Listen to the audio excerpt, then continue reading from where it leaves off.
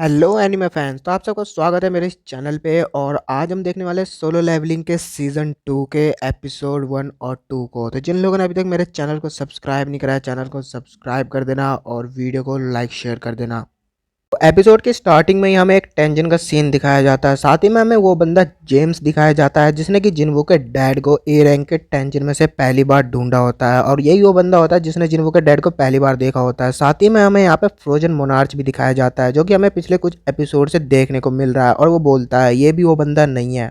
पता नहीं क्यों मगर ये सारे लोग ब्रिलियम लाइट के फ्रेगमेंट को छुपाने की कोशिश कर रहे हैं। तभी यहाँ पर पीछे से एक और पोर्टल ओपन होता है और उसमें से एक और मॉन्स्टर बाहर आता है, और उस मॉन्स्टर्स का नाम योगोमोंड होता है, जिसपे कि वो फ्रोजन मोनार्च को देखते हुए कहता है मैं तुम्हें यहाँ पर ईस्ट के बारे में एक इन्फॉर्मेशन देने आया हूँ। जिसपे कि फ्रोजन मोनार्च कहता है क्या मतलब है तुम्हारा ईस्ट के बारे में इन्फॉर्मेशन देने आया हूँ? वहाँ तो शैडो मोनार्च रहता है, वो तो शैडो मोनार्च का एरिया है, और तुमने लास्ट टाइम कहा था कि तुम उससे अकेले निपट लोगे।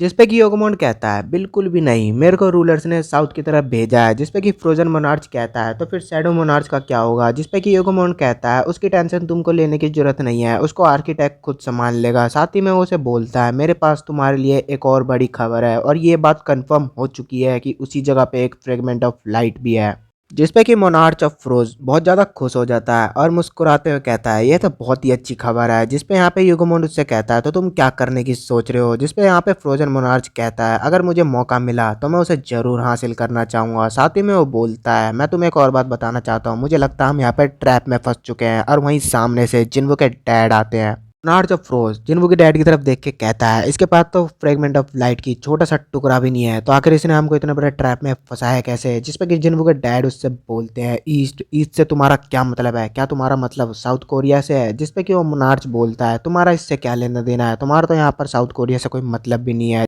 जिसपे कि पीछे से योगोमोंड कहता है क्या तुम्हें सच में लगता है तुम्हारे पास इतना टाइम है कि तुम इस बंदे से खेल पाओगे? और ऐसा बोलते ही वो अपने ही पोर्टल से दोबारा से वापस चले जाता है। जिसपे कि यहाँ पे मोनार्च कहता है जिन्वू के डैड से अगर तुम्हारे बस की है और तुम में दम है तो तुम मुझे रोक लो। जिसपे कि जिन्वू के डैड अपने नाइफ को बाहर निकाल पे उस पर अटैक करने की कोशिश करते हैं। क्योंकि फ्रोजन मोनार्च के पास बर्फ की पावर है तो वो अपने पास एक बर्फ की शील्ड बना लेता है अपने सामने। वहीं दूसरे सीन में हमें रेड गेट टेंजन का दिखाया जाता है जहां पर कि जिन्वू अंदर फंसा हुआ होता है और उसके शैडो मॉन्स्टर्स ने उस टेंजन के सारे मॉन्स्टर्स को मार दिया होता है। और वहीं पे बॉस जिन्वू के सामने आके खड़ा हो जाता है और कहता है क्या तुमने ही मेरे साथियों को मारा है? और साथ ही में तुम्हें तो हमारे मॉन्स्टर्स की भाषा भी आती है, मगर उससे क्या फर्क पड़ता है, यहाँ पर तुम्हारा खात्मा होने वाला है। और वो अपने साथियों को चिल्लाकर आवाज लगाता है कि बाहर निकल जाओ। और उसने हमें पता चलता है कि यहाँ पर उसने अपने सारे साथियों को जंगल में छुपा रखा होता है ताकि टाइम आने पर वो बाहर निकल के अटैक कर सके, लेकिन कोई भी बाहर नहीं निकलता है। जिसपे कि जिन्वो कहता है तुम्हें क्या लगा था मैं यहाँ पर अकेला आया हूँ? साथ ही में जिन्वू भी यहाँ पर बोलता है बाहर आ जाओ, और उसके सारे शैडो सोल्जर्स बाहर निकल रहे होते हैं और उन्होंने उन सभी सोल्जर्स को मार दिया होता है जो कि चुपके बैठे थे जिन्वू को मारने के लिए। तभी यहाँ पर बीरू उसी के एक साथी का सर बॉस की तरफ फेंकता है, जिसको कि बॉस उसे अपने हाथ में लेकर देखता है ये तो उसी के साथी का सर होता है। जिसपे कि बॉस बौखला जाता है और जिन्वू को उल्टा सीधा बोलने लगता है। जिसपे कि जिन्वू अपने शैडो से बोलता है सभी को मार डालो, और वो एक एक करके सभी को मारने लग जाते हैं। जिसपे कि बॉस और भी ज्यादा गुस्से में आ जाता है और जिन्वू की तरफ अटैक करने के लिए जाता है। जिसपे कि बीरू उसका एक बाजू काट देता है, वहीं दूसरी तरफ इग्रिस अपनी तलवार से उसके पैर को काट देता है। और वहीं पे टस्क अब अपने ग्रेविटेशनल फोर्स से उस बॉस के ऊपर इतना फोर्स लगाता है और उसे जिन्वू की तरफ झुका देता है। जिसपे कि जिन्वू उसके सामने आके खड़ा हो जाता है। तभी वहां पर जिन्वू उसके सामने आके खड़ा होकर बोलता है अगर तुमने मेरे को सारे सही जवाब दिए तो मैं तुम्हें यहाँ पे बहुत ही आसान मौत दूंगा। लेकिन वो बॉस कुछ बता ही नहीं पाता है क्योंकि सिस्टम ने सब कुछ ब्लॉक कर रखा होता है। जिसपे कि जिन्वू सोच रहा होता है मेरे को इससे भी कोई जानकारी नहीं मिली, और वो वहाँ पर सोचता है मेरे को लगता है कि मेरा सिस्टम ही नहीं चाहता मुझे इसके बारे में पता चले। तभी वो अपने इन्वेंट्री में से एक की को बाहर निकालता है। ये की यहाँ पर जिन्वू को बैरन को मारने के बाद मिली थी, और इसकी इन्फॉर्मेशन जिन्वू के सामने तब अनलॉक हुई थी जब जिन्वू 100वे लेवल पे पहुंच गया था। साथ ही में उसके सामने एक विंडो ओपन हुई थी जिसमें कि के बारे में सब कुछ लिखा पड़ा था, और ये की जिन्वू को वहीं पर लेके जाएगी डबल लेयर टेंजिन में जहां से सब कुछ ये सब स्टार्ट हुआ था, जहां ये लोग पहले एपिसोड में फंस गए थे। और जिन्वू को ये सिस्टम मिला था जिसकी वजह से जिन्वू आज इतना ज्यादा ताकतवर हो चुका है। मगर जिन्वू अभी उस की को यूज नहीं कर सकता है क्योंकि उसकी लोकेशन मतलब 417 घंटे बाद रिवील होगी, और उसके बाद पता चलेगा कि जिन्वू उस की को कहाँ पर यूज कर पाएगा। जिन्वू वहीं पर सोच रहा होता है वो डबल लेयर टेंजन वो तो एक बुरे सपने की तरह है, मैं आज तक उसको नहीं बुला पाया हूँ, मगर पता नहीं क्यों सिस्टम मुझे दोबारा वहीं पे बुलाना चाहता है। साथ ही में जिन्हों सोच रहा होता है पहले की बात कुछ और थी, पहले मैं बहुत एक कमज़ोर सा हंटर था लेकिन अब की बात कुछ और है और अगर वहाँ पर कोई है जो मेरा इंतज़ार कर रहा है तो उसे मेरा इंतज़ार करना चाहिए क्योंकि मैं वहाँ पर जल्दी उससे मिलने के लिए आने वाला हूँ। तभी यहाँ पर हमें दूसरा सीन जिन्हों के ऑफिस का दिखाया जाता है जहाँ पर कि जिन्हों बैठ के बहुत सारे एप्लीकेशंस लिख रहा होता है। यहाँ पर जिन्हों अपने कंप्यूटर पर बैठ के उन सभी लोगों को रिप्लाई दे रहा होता है जो कि जिन्हों के बारे में उल्टे सीधे कमेंट पास कर रहे हैं और यहाँ पर जिन्हों लगभग बहुत ज़्यादा ही रिप्लाई कर चुका होता है और वो बहुत ही ज़्यादा थक भी चुका होता है। तब यहाँ पर जिन्हों पीछे से आता है और वो बहुत ज़्यादा ही माना क्रिस्टल अपने साथ में लेके आया होता है क्योंकि उसने अभी अभी तो एक टेंजन को क्लियर करा है। जिन्हों यहाँ पर ऑफिस पे आते ही जिन्हों से बोलता है आखिर तुम यहाँ पर बैठ के कर क्या रहे हो और देखो मैं अपने साथ क्या लेकर आया हूँ। और उन सभी मानक क्रिस्टल्स और जेम्स को देखकर यहाँ पर जिन्हों बहुत ही ज़्यादा खुश हो जाता है और कहता है अरे हमारी आधी प्रॉब्लम तो सॉल्व हो गई। और जिस पे जिन्हों कहता है कौन सी प्रॉब्लम, जिस पे कि जिन्हों बताता है अरे एम्प्लॉय को सैलरी देने की प्रॉब्लम, मैं तो इतनी देर से यही सोच रहा था कि हम बाकी एम्प्लॉय को सैलरी कैसे देंगे। यहाँ पर जिन्हों को कोई बात समझ में नहीं आती है कि आखिर जिन्हों किसको सैलरी देने की बात कर रहा है। जिसपे कि जिन्हों कहता है अरे तुम भूल गए मैंने तुम्हें बताया था कि हमें एक और बंदे की जरूरत है अपने गिल्ड को बनाने के लिए। जिसपे कि जिन्हों कहता है अरे हाँ मैं भूल गया था। जिसपे कि जिन्हों कहता है हालांकि हमें बस मतलब मेंबर पूरे करने के लिए ही चाहिए मगर वो ऐसा तो होना ही चाहिए ना जिसपे कि हम भरोसा कर सकें। और यहाँ जिन्हों कहता है यहाँ पर एक और बहुत बड़ी प्रॉब्लम है, हमने अभी तक अपने गिल्ड का कोई नाम तक नहीं सोचा है। जिस पे कि जिन्हों कहता है मेरे को नाम वाम सोचना बिल्कुल पसंद नहीं है, ये मुझे बहुत कॉम्प्लिकेटेड लगता है। जिस पे कि जिन्हों कहता है तो क्यों ना हम अपने गिल्ड का नाम सांग यो रख लें। जिस पे कि जिन्हों कहता है अच्छा ठीक है रख लेंगे। जिस पे कि जिन्हों फिर से कहता है अरे नहीं ये तो बहुत घटिया नाम है, हमें यू सांग रखना चाहिए। मगर इसमें मेरा नाम तो तुम्हारे नाम से पहले आ गया तो हम ये नाम भी नहीं रख सकते हैं। जिसमें कि जिन्हों सोचता है और कहता है क्यों ना हम अपने गिल्ड का नाम सोलो प्ले गिल्ड रख लें। और ये नाम इतना घटिया लगता है जिन्हों को कि वो 2 मिनट के लिए शौक हो जाता है और कहता है कहीं ये मजाक तो नहीं कर रहा है। और वो मन ही मन सोच रहा होता है अगर ये मजाक भी कर रहा है तो ये सच में ही बहुत बेकार और घटिया सा मजाक कर रहा है। और वो दोनों वहाँ पे बात ही कर रहे होते हैं तभी वहाँ पर सामने दरवाजे को कोई नॉक करता है। जिस पे कि जिन्हों सामने जाके दरवाजे को खोलता है और बाहर एक लड़की होती है जो कि बोलती है क्या ये जिन्हों का ऑफिस है। और वो उस लड़की को देखकर बहुत बुरी तरीके से हैरान हो जाता है क्योंकि वहाँ पर चाहन होती है जिसको जिन्हों देख कर कहता है आखिर तुम यहाँ क्या कर रही हो, तुम्हें कुछ काम है। जिस पे कि चाहन कहती है हाँ मैं तुम्हारे गिल्ड को यहाँ पे ज्वाइन करना चाहती हूँ इसलिए मैं यहाँ आई हूँ। जिन्हों यहाँ पर उसको अंदर बुला लेता है और वो दोनों आमने सामने बैठे होते हैं और वो चाहन से बोलता है क्या तुम अपनी बात को अच्छे से क्लियरिफाई करोगी। जिस पे कि चाहन बोलती है क्लियरिफाई का क्या मतलब है, मैंने बता तो दिया मैं गिल्ड को ज्वाइन करना चाहती हूँ। जिस पे कि जिन्हों कहता है मतलब क्या क्या मतलब गनहिनु ने तुम्हें ऐसा करने के लिए बोला है। वो कहती है मेरे को गनहिनु ऐसा करने को क्यों बोलेंगे। जिस पे कहता है फिर क्या चोई चोंग ने तुम्हें अपने गिल्ड से बाहर निकाल दिया।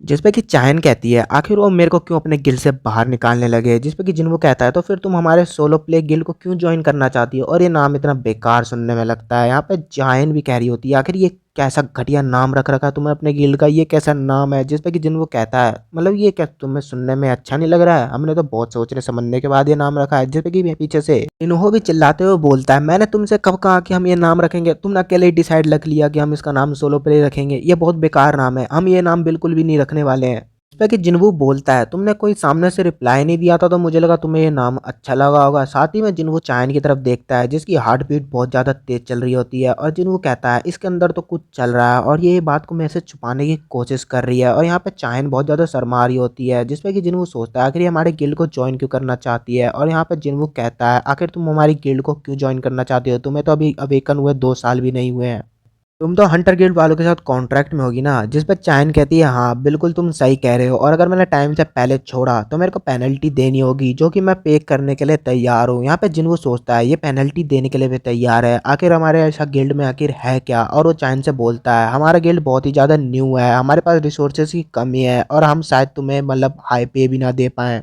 जिसमें कि चायन कहती है वो सब मैं मैनेज कर लूँगी और ना ही मुझे कोई बोनस या फिर कुछ एक्स्ट्रा चीज़ चाहिए। जिसमें कि जिन्हों कहता है आखिर हमारे ऐसे गिल्ड में आखिर है क्या जो ये सब चीज़ छोड़ने के लिए तैयार हो गई है।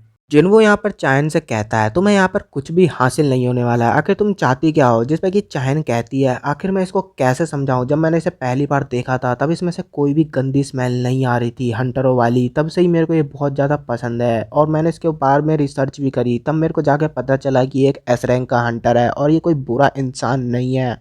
चायन यहाँ पे बोलती है, मैंने अपने आप को बहुत समझाने की कोशिश करी है, लेकिन मैं जब भी इसे देखती हूँ मैं इसकी तरफ अट्रैक्ट होने लग जाती हूँ। और जेजू आइलैंड की रेड में भी जब मैं बेहोश हो गई थी और हेलीकॉप्टर में जब मुझे होश आया था, तो मैंने सबसे पहले चेयरमैन से यही बात पूछी थी कि यहाँ पर क्या जिन्वू आया था कि नहीं। मैं अब इसे कैसे समझाऊँ, मैं बस चाहती हूँ कि ये हमेशा मेरी साइड रहे और मेरी यहाँ पे केयर करता रहे। और ये सब बात तो उसके दिमाग में चल रहा होता है, और रियल लाइफ में वो बहुत ही ज़्यादा शर्मा रही होती है और उसका मुंह बहुत ज़्यादा लाल हो चुका होता है, जिससे कि वो अपने मुंह को अपने हाथों से ही ढक लेती है। और जिन्वू को यहाँ पर कुछ भी समझ नहीं आ रहा होता है और वो सोच रहा होता है कि ये तो बहुत ज़्यादा ब्लश कर रही है, आखिर ये मेरे से छुपा कह रही है। जिस पे कि वो चाइन से दोबारा बोलता है, क्या तुम अभी भी मेरे को जवाब नहीं दोगी। मगर यहाँ पर चाहेन बातों को घुमाते हुए बोलती है, मैं एक आराम की ज़िंदगी चाहती हूँ, क्या मैं एक आराम की ज़िंदगी डिज़र्व नहीं करती। जिस पे कि यहाँ पर जिन्हों के कान में आकर बोलता है, चलो हम इसकी बात मान लेते हैं। वहाँ पर इसे क्या पता बहुत ज़्यादा फोर्स करा जाता होगा, क्योंकि ये एक एस रैंक की हंटर है, इसे बहुत ज़्यादा काम करना होता होगा। जिस पे कि जिन्हों भी यह बात सोच रहा होता है, हाँ ये बात सच हो सकती है, इसकी उम्र अभी बस 22 साल ही है और ये एक एस रैंक की हंटर भी है।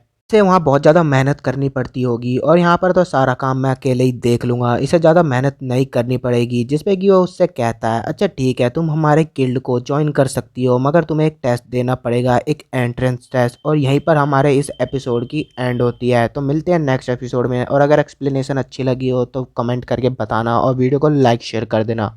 तो लास्ट एपिसोड में हम सभी लोगों ने देखा था कि चायन यहाँ पे जिन्वू के गिल्ड को ज्वाइन करना चाहती है और वो उसके ऑफिस में भी आ गई है, जिसपे कि जिन्वू उसे अपने गिल्ड को ज्वाइन करने के लिए एक एंट्रेंस टेस्ट देने को बोलता है। जिसपे कि चायन शॉक हो जाती है और कहती है तुम्हारी वेबसाइट पे तो ऐसा कुछ भी नहीं लिखा हुआ था टेस्ट के बारे में। जिसपे कि जिन्वू कहता है, मैं इस गिल्ड का मास्टर हूँ और मैंने अभी अभी एक नया रूल बनाया और वाइस मास्टर जल्दी उस रूल को एडिट कर देंगे। साथ ही में यहाँ पे जिन्हों से कहता है, क्या तुम प्लीज़ नीचे जाके कुछ पीने के लिए लेके आ सकते हो और साथ में स्नैक्स भी लेते आना। और वहीं दूसरी तरफ चाहेन टेस्ट देने को तैयार हो जाती है, जिसपे कि जिन्हों कहता है ये तो टेस्ट देने को भी तैयार हो गई, अब मैं इसका क्या करूँ। जिसपे कि चाहेन बोलती है, तो टेस्ट मेरे को मतलब टेस्ट में क्या करना होगा। जिसपे कि जिन्हों बोलता है, तुम्हें मेरे एक समन करे हुए क्रीचर को हराना होगा। जिसपे कि चाहेन बोलती है, क्या तुम्हें सच में लगता है मैं इतनी ज़्यादा कमज़ोर हूँ कि मैं तुम्हारे किसी शैडो सोल्जर को भी नहीं हरा सकती हूँ। अच्छा तो तुम किस शैडो को बुलाने वाले हो मेरे से फाइट करने के लिए। जिस पे जिन्हों कहता है, क्योंकि तुम एक एस रैंक की हंटर हो तो तुम्हारे लिए तो मैं एक स्ट्रॉन्ग शैडो सोल्जर को ही बाहर निकालूंगा। जिस पे कि चाहन खड़ी हो जाती है और कहती है, अच्छा ठीक है तो टेस्ट कब होगा।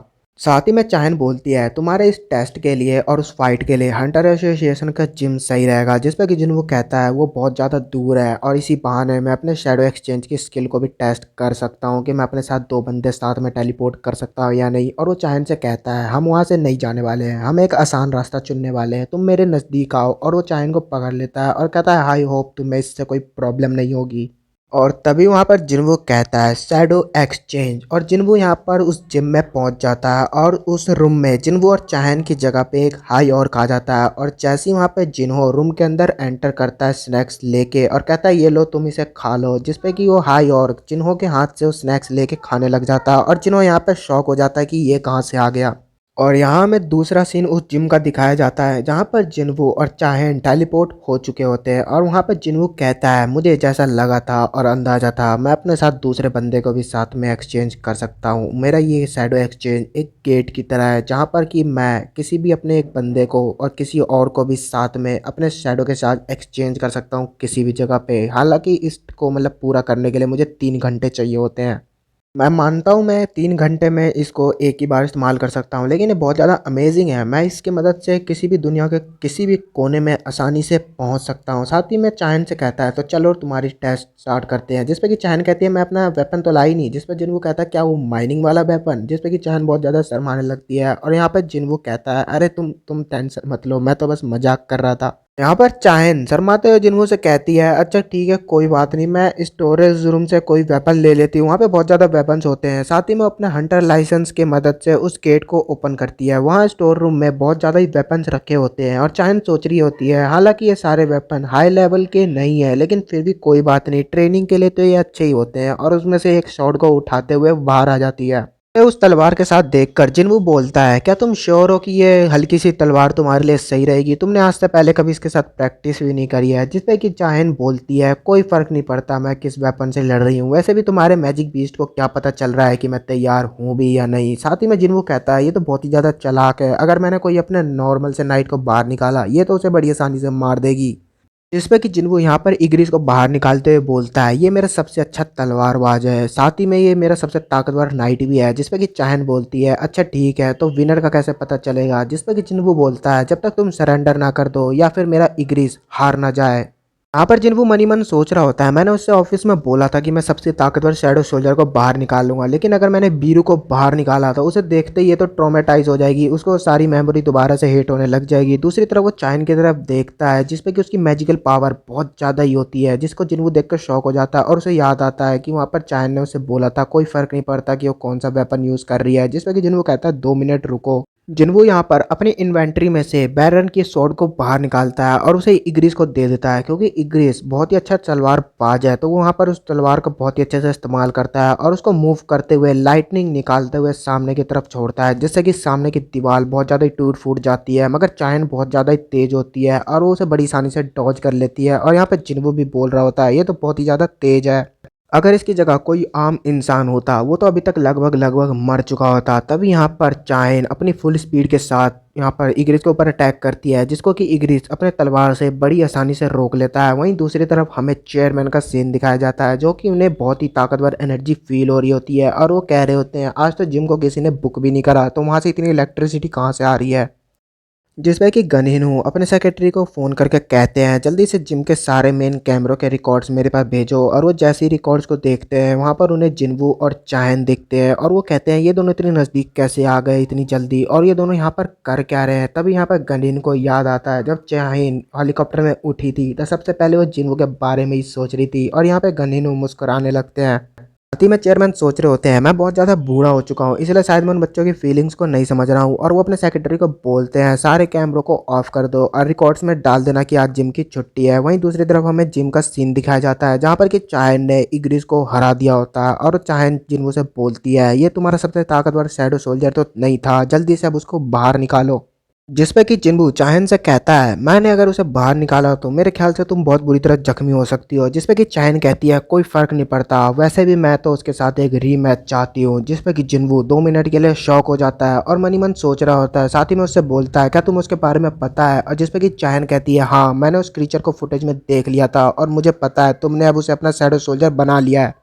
जिस पे कि जिन्वू कहता है अच्छा ठीक है अब तुम ऐसा ही चाहती हो तो ठीक है फिर, और वो वहाँ पर बीरू को बाहर निकालता है। साथ ही में उससे बोलता है तुम दोबारा सोच लो क्या तुम सच में दोबारा इससे लड़ना चाहती हो। और वहाँ पे जिन्वू मनी मन सोच रहा होता है हालांकि बीरू का जन्म ही इसलिए हुआ है ताकि वो सारे हंटर को मार दे, और अगर इन दोनों के बीच किसी रुकावट के फाइट हुई तो चायन बड़ी आसानी से मारी जाएगी, ये तो इसे छू भी नहीं पाएगी। बीरू वहाँ पे शैडो में से बाहर आते ही जिन्वू से बोलता है मेरे मालिक मेरे को इस औरत के साथ क्या करना है। जिसपे कि जिन्वू बोलता है तुम्हें उसे हराना है लेकिन ये बात का ध्यान रखना उसे नुकसान बिल्कुल नहीं पहुंचाना है। जिसपे कि बीरू अपनी पावर को रिलीज करता हुआ फुल स्पीड के साथ चाइन की तरफ भागता है, जिससे कि जिम की सारी लाइट फूट जाती है और इसको सीन को देखकर चाइन की हवा गायब हो जाती है। और वो कहती है क्या जिन्वू ने सच में इससे फाइट करी थी और इसे हराया था। और यहाँ पे बीरू ने अपने सारे पंजों को बाहर निकाल लिया होता है, जिसपे कि जिन्वू पीछे से चिल्लाते हुए कहता है अपने पंजों को अंदर कर लो, अगर तुम उससे वैसी फाइट करने जा रहे हो तो तुम वापस आ जाओ, फिर कोई जरूरत नहीं है फाइट करने की। यहाँ पे बीरू अपने पंजों को अंदर कर लेता है, जिसपे कि चाहन कहती है ये अभी उसकी तरफ देख रहा है मेरे पास मौका है, और वो जैसे उसकी तरफ फाइट करने जाती है वहाँ पे बीरू दोबारा से उसके पीछे आ जाता है। और यहाँ पे चाहन कहती है ये तो बिल्कुल वही सीन है जो उस टेंजिन के अंदर हुआ था। अगर साथ ही में यहाँ पे चाहन बहुत ज़्यादा गुस्से में आ जाती है और अपने तलवार से पीछे की तरफ अटैक करके कहती है तुम्हें क्या लगा एक ही अटैक से तुम मेरे को बार बार हरा दोगे। मगर वहाँ पे बीरू बड़ी आसानी से उसके तलवार को पकड़ लेता है, मगर वो छोड़ भी देता है क्योंकि यहाँ पे जिन्वू ने उसे उसे बोला होता है कि तुम्हें इसे कोई नुकसान नहीं पहुँचाना है। और यहाँ पर चाहन उसके ऊपर बार बार अटैक करने लगती है अपने तलवार से और अपने मूव से, जिसको बस बीरू डॉज कर रहा होता है।